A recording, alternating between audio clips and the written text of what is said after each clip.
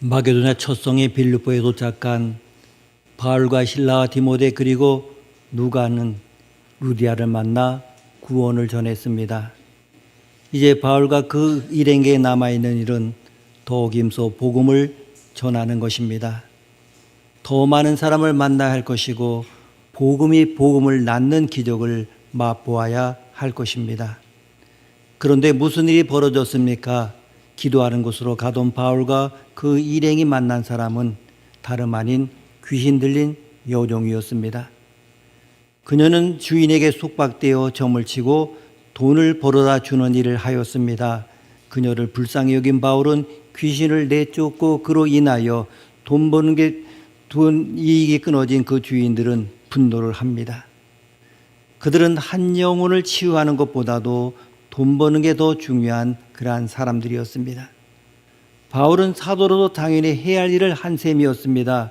그러나 그 여인을 고용했던 사람은 귀신에서 벗어난 그 여인을 통해서 더 이상 돈을 벌 수 없게 되자 바울과 실라를 붙잡아서 아고라로 채 끌듯이 끌고 갔습니다.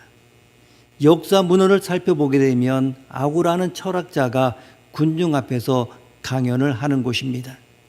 중대한 결정을 할 때 군중이 모여 회의를 하는 곳이기도 합니다.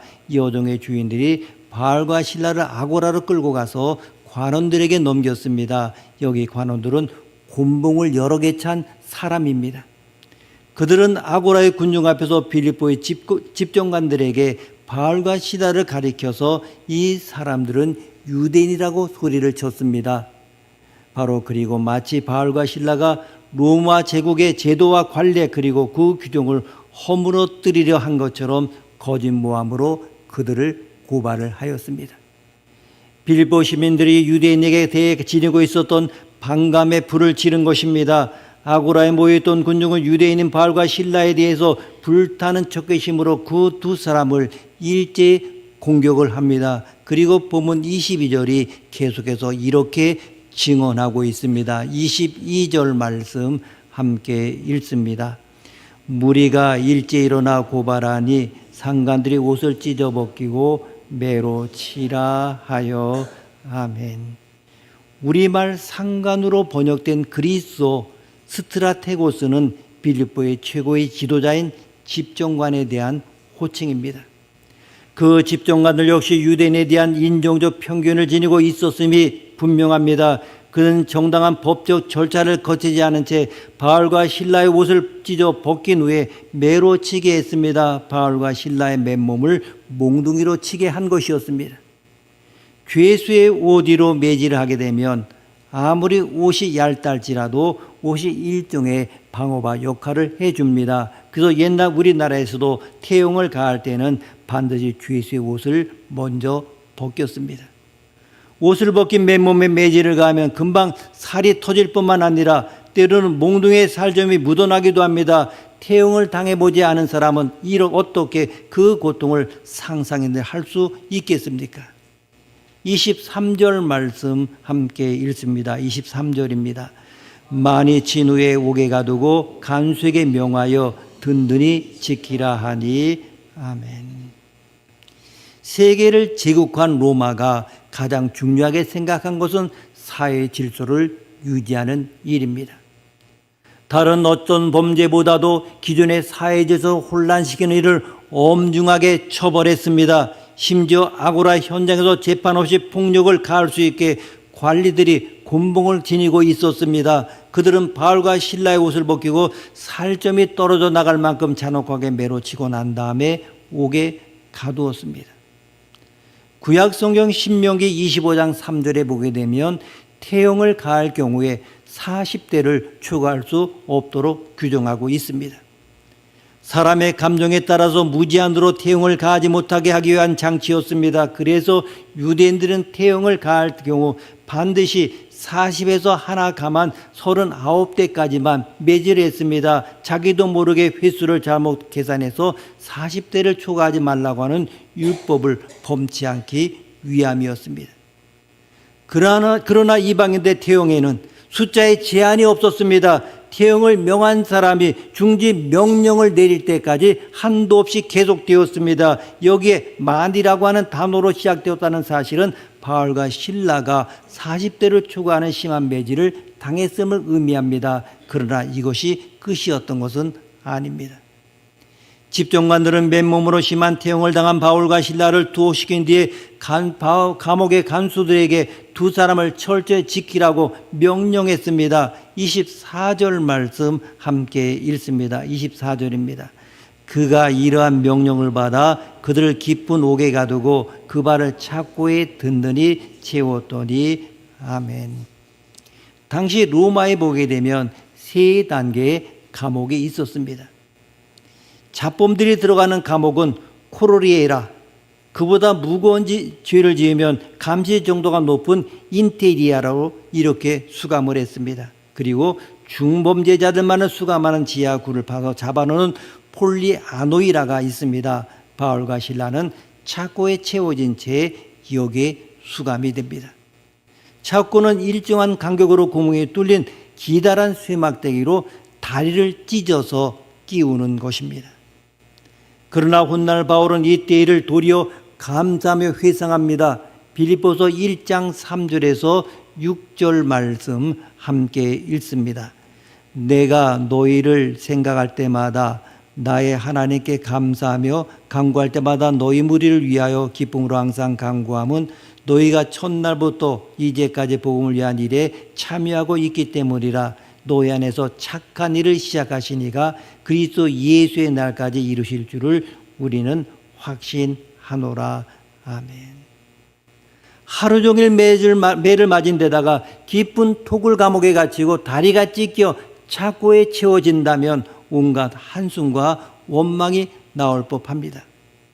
하지만 바울은 육체의 한계를 뛰어넘어 하나님께 감사기도와 찬송을 드렸습니다. 어쩌면 그것은 정상인의 고백이 아니라 정신병자의 넋두리처럼 보일지도 모릅니다. 그 큰 고통 속에서 어떻게 그런 일을 할 수가 있었습니까?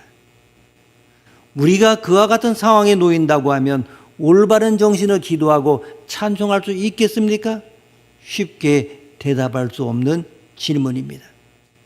하지만 기도는 무엇입니까? 벼랑 끝에서 하는 것입니다. 벼랑 끝에 설 때, 사방이 가로막힐 때 우리는 하늘을 바라봅니다. 빠져나갈 구멍이 없을 때 사람은 본능적으로 기도합니다. 그러니까 기도는 형통할 때 저절로 나오는 것이 아니라 대개가 벼랑 끝에 서야 나오는 것입니다. 이것이 바로 인간입니다. 하지만 찬송은 형통할 때 나오는 것입니다. 여기서 발견할 수 있는 재미있는 사실이 무엇입니까? 벼랑 끝에 몰릴 때 나오는 기도와 형통할 때 나오는 찬송이 한데 어우러져 있다고 하는 것입니다.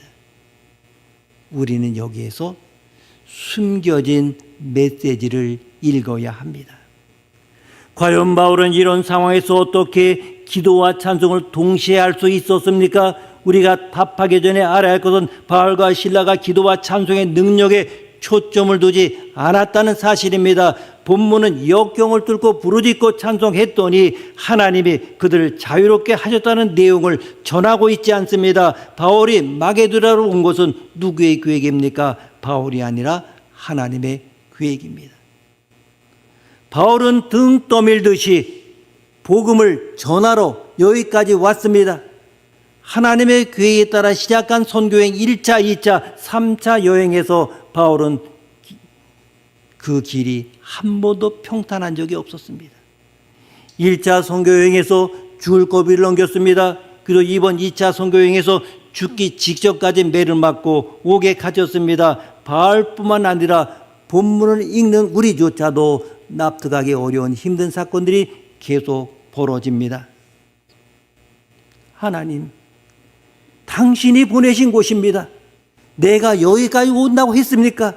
등 떠밀어 이곳까지 오게 하셨으니 갈 길이라도 평탄하게 해야 할 것이 아닙니까? 도대체 왜 이런 고난을 겪게 하시는 것입니까? 폭행과 수욕을 당하고 있습니다. 토굴 감옥에 갇혀 발이 찢어져 착고에 매어 있습니다. 우리가 바울이라면 이렇게 하소연하였을 것입니다. 여기서 잠시 구약을 살펴보게 되면 아마 몇 달 전에 한나의 기도에 대해서 한번 본 적이 있습니다. 자, 사무엘의 어머니 한나는 원래 불임이었습니다. 그때는 태의 주권이 주께 있다고 믿었기 때문에 아이를 가질 수 없는 것은 저주받은 여자가 되는 것이나 다름이 없었습니다. 남편이 한나를 진심으로 사랑했지만은 그것은 한나를 위로하지 못했습니다. 한나는 자신의 괴로움을 부둥켜 안고 성전으로 들어갑니다. 간절히 기도하는 중에 그녀는 통곡하며 울었습니다. 제사장 엘리는 이것을 바라보고 술 주정하는 여자인 줄 알고 칭찬을 줍니다. 이때 한나가 아주 중요한 대답을 합니다. 나는 취한 것이 아니라 정말 하나님께 내 심정을 통한 것입니다. 심정을 통했다는 말이 무슨 뜻입니까? 정말 한나의 괴로움은 자식을 갖지 못한 것입니다. 그런데 그녀의 기도가 어딘가 모르게 이상합니다. 그 아들을 주시면 제가 그 아들을 하나님 앞에 도로 내놓겠습니다. 이렇게 그 기도가 끝나고 있습니다. 상식적으로 도로 내놓으라 아들을 뭐하러 달라고 하겠습니까? 하지만 생각해 보십시오. 우리가 기도할 때 그 시작은 우리의 괴로움과 필요이나 그것은 하나님의 바람인 적이 있었습니까? 간절히 기도하며 마음을 하나님께 내어놓고 나아갈 때 우리는 이런 영적인 경험을 하게 됩니다. 한나가 그랬습니다. 한나가 간절한 기도가 하나님께 심정을 통하게 한 것입니다. 그녀는 기도하는 중에 하나님의 마음을 알아버렸습니다. 나같이 비천하고 가련한 여인도 자식이 없을 때 이렇게 괴로운데 하나님의 심정을 대언할 사람이 없으니 하나님이 얼마나 기가 막히실까? 그래서 한나의 기도가 바뀐 것입니다.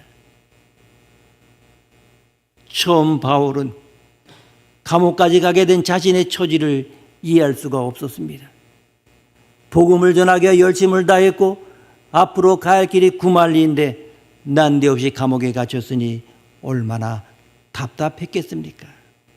하지만 바울은 그런 상황 속에서 놀라운 것을 깨닫습니다. 아시아로 가려던 자신을 여기까지 데려와 죽을 고생을 겪게 하시는 하나님의 심정을 통한 것입니다. 하나님에게 온 유럽의 간문인 마게도냐의 수많은 죽어가는 영혼을 구하는 것입니다. 그러기 위해 지금 당장 바울이 할 일은 옥을 지키고 있는 간수와 그의 가족에게 하나님을 전하는 것입니다. 그 만남은 훗날 로마의 심장부까지 구원을 전하는 통로가 될 것이라는 사실을 바울은 깨달았습니다.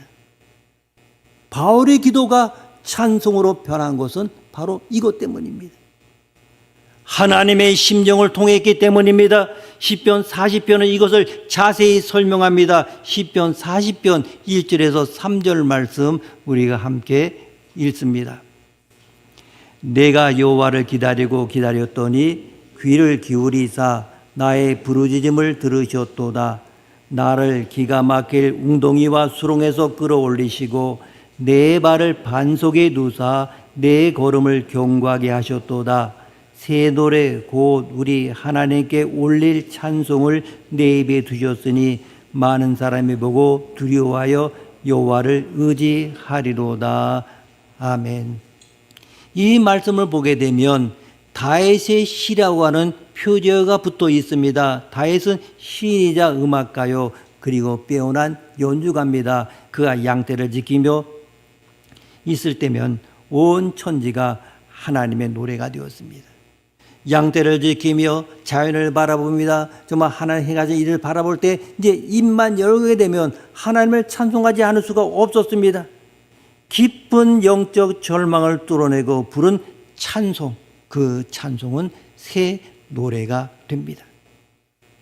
상식적으로 찬송은 듣는 것이지만 다윗은 이 시편에서 찬송, 새 노래를 본다 이렇게 표현합니다. 어떻게 찬송을 볼 수 있습니까? 시편 40편 5절 말씀, 40편 5절 말씀 우리가 함께 읽습니다.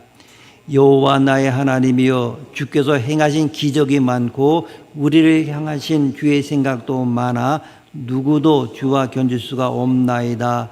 내가 널리 알려 바라고자 하나 너무 많아 그 수를 셀 수도 없나이다. 아멘. 다윗은 하나님의 행하신 기적과 무궁한 지혜를 보니까 그것을 펼칠 수도 없고 셀 수도 없다고 고백합니다. 깊은 수력에 던져졌다가 다시 반석에 세움이 있고 다윗의 인생에 찾아오셔 간섭하시고 붙잡으시는 하나님을 세상 사람이 본다고 합니다. 그런 의미에서 찬송은 듣는 것이 아니라 보는 것입니다. 다시 사도행전으로 돌아가서 찬송의 의미를 살펴봅니다. 사도행전 16장 25절 말씀 함께 읽습니다. 한밤중에 바울과 실라가 기도하고 하나님을 찬송하며 죄수들이 듣더라. 아멘. 이 한밤중이라고 하는 것은 하루 중에서 가장 어두운 시간입니다. 그래서 한밤중은 절망의 상징이기도 합니다. 지금 바울과 실라는 한밤중을 맞이했습니다. 그것은 단순히 그 시간의 시간만을 의미하지 않습니다. 심한 매질을 당하고 두 발마저 착고에 채인 상태에서 탈진하여 그저 입속으로 기도하고 흥얼거리듯 찬송한 것이 아니었습니다. 바울과 실라는 다른 감망의 죄수들이 들을 수 있을 정도로 큰 소리로 기도하고 찬송했습니다. 이 듣더라를 좀 더 면밀히 해석하면 주목하고 경청하다는 뜻입니다.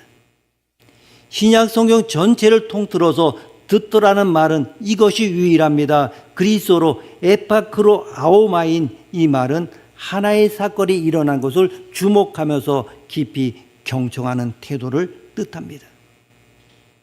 감옥의 죄수들이 바울과 실라를 유심히 주목합니다. 이것은 바울과 실라가 그들과 격이 없이 다른 인간임을 감동하고 놀라는 마음으로 관찰하는 것입니다. 그런데 이 순간 지진이 일어났습니다. 옥사가 움직이면서 사슬이 부러지고 옥문이 열립니다. 하지만 바울과 실라 그리고 죄수들이 도망가지 않습니다. 이건 바울과 실라가 자신의 자유를 위해서 기도했던 것이 아니었음을 의미합니다. 그들은 전율스러운 영적 환희 속에서 그대로 있었습니다. 그렇다면 바울과 실라는 그 한밤중에 무엇을 위하여 하나님께 기도하고 하나님을 찬송했겠습니까? 두말할 것도 없이 그 절망적인 한밤중에 감옥 속에서도 자신을 통하여 하나님의 뜻이 이루어지기를 기도했습니다. 그것이 옥문이 열리고 착고가 풀렸음에도 바울과 실라가 감옥 속에 그대로 앉아 있었던 이유였습니다. 그 결과 그 한밤중에 그 감옥 속에서 간수와 그의 가족을 구원하시는 하나님의 신비스러운 섭리가 이루어졌을 뿐만 아니라 주님의 부르심을 받은 바울이 스스로 배설물로 여겼던 로마 시민권이 하나님의 복음을 전하는 데 결정적인 역할을 할 수 있다는 중요한 사실을 그가 확인하게 되었습니다. 여기서 바울은 하나님이 어떤 목적과 관점에서 행하시는지 깨닫게 되었습니다. 그는 빌립보서에서 이렇게 말합니다. 할 수 있거든이 무슨 말이냐? 내게 능력 주시는 자 안에서 내가 모든 것을 할 수 있느니라. 아멘. 이 말을 현실 생활에 적용하는 것은 그리스도인의 긍정적인 사고방식이 아닙니다. 이것은 하나님을 믿으면 돈을 벌 수가 있고 그리고 사업도 성공할 수 있다고 하는 뜻이 아닙니다. 이 말은 바울이 로마 감옥에 갇혀서 한 말임을 기억해야 됩니다. 한 영혼을 구원하기 위하여 로마 제국의 심장부에 바울을 가두시고 죄수가 된 바울을 복음 전파의 도구로 쓰시는 하나님을 생각하면 감당할 일이 없다는 뜻입니다. 어떤 상황에 놓이느냐 하는 것은 이제 바울에게 중요하지 않습니다. 바울에게 중요한 것은 자신의 고난을 통하여 하나님의 복음이 로마까지 가는 것을 보는 것입니다. 이 일에 자신이 쓰임받고 있는 것을 알고 있기에 옥문이 열리고 그리고 착고가 풀렸지만은 그는 도망가지 않았습니다. 이런 비상식적인 광경을 보고 간수가 묻습니다. 선생이요, 우리가 어찌하여야 구원을 얻을 수 있겠습니까? 우리 자신을 보면 우리 자신은 어떤 모양으로 쓰임 받느냐에 관심을 많이 가지고 있습니다. 바보 같은 내 모습을 통해서도 하나님의 복음이 전해지고 확장될 수 있다는 사실은 별로 관심이 없습니다. 내가 주위 사람이 어떤 대접을 받느냐, 어떤 역할을 하느냐, 그저 사람들이 나를 어떻게 보느냐, 거기에 너무나 관심이 많습니다. 하지만 바울은 사느냐 죽느냐, 잘 되느냐 안 되느냐는 세상적인 관심을 초월한 사람입니다. 성경은 바울을 가리켜서 세상이 감당치 못한다 표현합니다. 밀려온 환난에 그 힘을 못 쓰고 도망갈 정도로 바울은 하나님의 은혜를 입었습니다. 바울에게 환난은 저저 환난에 구실을 못했습니다. 할 수 있거든요. 무슨 말이냐? 바로 이런 뜻입니다. 하나님이 나를 묶어서 쓰시는가? 좋다. 그럼 묶여서 나는 쓰임받는다. 내가 매 맞아서 쓰임받는가? 그러면 내가 매 맞으면서 쓰임받겠다. 이것이 바울의 각오입니다. 그는 감옥에서 이것을 배웠고 환난 가운데 기도로 하나님의 심정을 통했습니다. 매 맞게 하시고 감옥에 던지시는 것에도 하나님의 뜻이 담겨져 있다는 것을 알게 된 것입니다. 그렇기 때문에 형통할 때 터져 나오는 찬미가 감옥에서 나올 수밖에 없었던 것입니다. 바울은 자신과 같은 죄인이 무엇이간데 구속하시고 건져주시어서 복음을 위해 쓰시는지 하며 하나님의 놀라운 계획에 감탄을 했습니다. 남들보다 높은 자리에 서고 형통해야 잘 되는 것이 아니라 정말 매 맞고 고통받는 자리라 할지라도 하나님이 주시는 자리라면 수치와 치욕을 통해서도 복음이 쉼없이 흘러갈 수 있다면 그것이 형통이고 가장 높은 자리라는 것을 바울은 깨달았습니다. 사람들은 자신의 뜻과 계획이 무참하게 무산되어 자기 인생의 폭풍과 폭소리 못 알아치는 절망의 한밤중을 당했을 때에 자신이 동원할 수 있을 방법을 다 동원하고서도 안 되면 그제야 겸손한 마음으로 한밤중에서 벗어나게 해달라고 하나님께 간절히 기도합니다. 그것은 유한한 인간에게 자연스러운 일일 수 있을지 몰라도 그리스도인에게는 성숙한 믿음일 수는 없습니다. 그건 내가 그런 한밤중을 당하는 현장에 하나님께서 계시지 않았다고, 하나님께서 그 현장을 보지 못하셨다고, 그래서 지금 내가 처한 한밤중의 상황을 알지 못하시는 것을 인정하는 것과 같다는 것입니다. 내가 일일이 설명하지 않으면 나의 처지를 전혀 알지 못하는 하나님이라면 어찌 전능할 수 있는 하나님일 수 있으며 우리 믿음의 대상이 될 수가 있겠습니까? 이 세상의 온통 구름으로 뒤덮이고 폭풍과 폭소리 휘몰아쳐도 구름이 창공에는 태양이 변함없이 제자를 지키며 빛과 열을 내고 있듯이 내 눈에 보이지 않는다고 해서 하나님께서 내 곁에 계시지 않거나 내 삶의 현장을 보지 못하고 알지 못하는 것은 결코 아닙니다. 하나님은 언제나 내 곁에 계시고 나의 모든 상황을 보고 또 알고 계십니다. 이것을 믿는 것이 바로 믿음입니다. 이 믿음을 지니지 못할 경우 우리는 하나님을 믿는다면서도 우리의 계획이 무산될 때마다 절망의 한밤중을 헤매느라 소중한 인생의 대부분을 허망하게 허비하는 어리석음을 탈피할 수가 없습니다. 지금 어떤 절망의 한밤중을 헤매고 계십니까? 그러나 하나님께서는 나의 한밤중을 다 보고 계시고 나의 한밤중을 다 알고 계시고 그 한밤중 속에서 나와 함께 계심을 잊어서는 안 됩니다. 그 한밤중을 주신 분이 하나님이시기 때문입니다.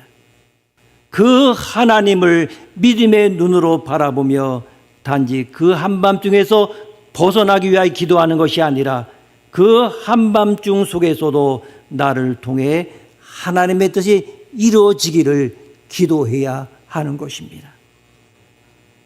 그 한밤중은 절망의 한밤중이 아니라 소망과 생명과 신비로운 섭리의 한밤중이 될 것입니다.